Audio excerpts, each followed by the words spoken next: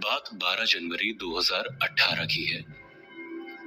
उस दिन बहुत सारा काम था क्योंकि अगले 3 दिन की छुट्टी थी। मैंने देर शाम तक ऑफिस से ड्यूटी पूरी होते ही ऑफिस से निकल पड़ा।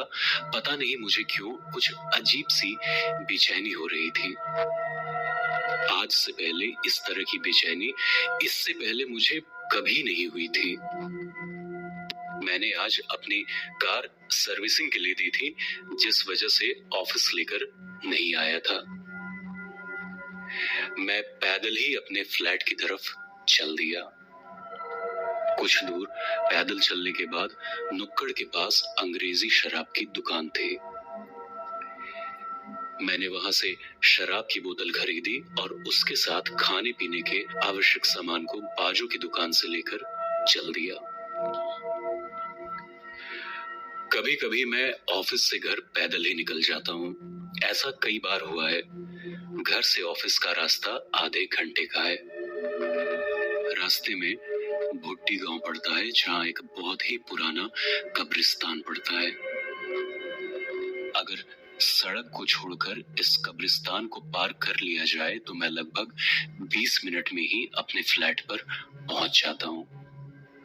इस शाम को भी कुछ ऐसा ही हुआ। मैंने कब्रिस्तान से गुजरकर जल्दी घर पहुंचने का इरादा बना लिया। जब मैं कब्रिस्तान के गेट के सामने पहुंचा तो न जाने मुझे ऐसा एहसास क्यों हुआ कि आज मुझे इस कब्रिस्तान से नहीं गुजरना चाहिए। मगर आज मैं कब्रिस्तान से गुजरा तो कोई घटना मेरे साथ होगी। जब मेरे दिल में ये ख्याल आया तो मैं एक पल रुका, मगर अगले ही पल मैंने सोचा कि ये कैसी बेवकूफी से भरा ख्याल है।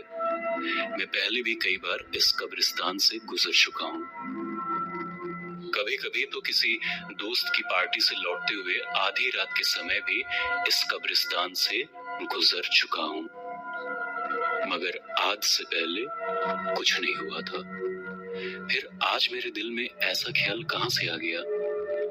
वो लोग तो मर चुके हैं, ये बेचारे भला किसी को क्या नुकसान पहुंचा सकते हैं। मैंने अपने इस काल्पनिक ख्याल के विषय में सोचना छोड़ दिया और कब्रिस्तान की गेट की तरफ बढ़ गया।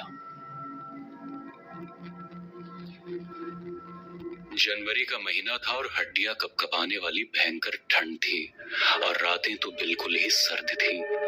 एक हाथ से दूसरे हाथ का हाल पता नहीं चल पा रहा था। मैं तेज तेज कदम बढ़ाता अपनी मंजिल की तरफ बढ़ रहा था। हर तरफ खौफनाक सन्नाटा फैला हुआ था।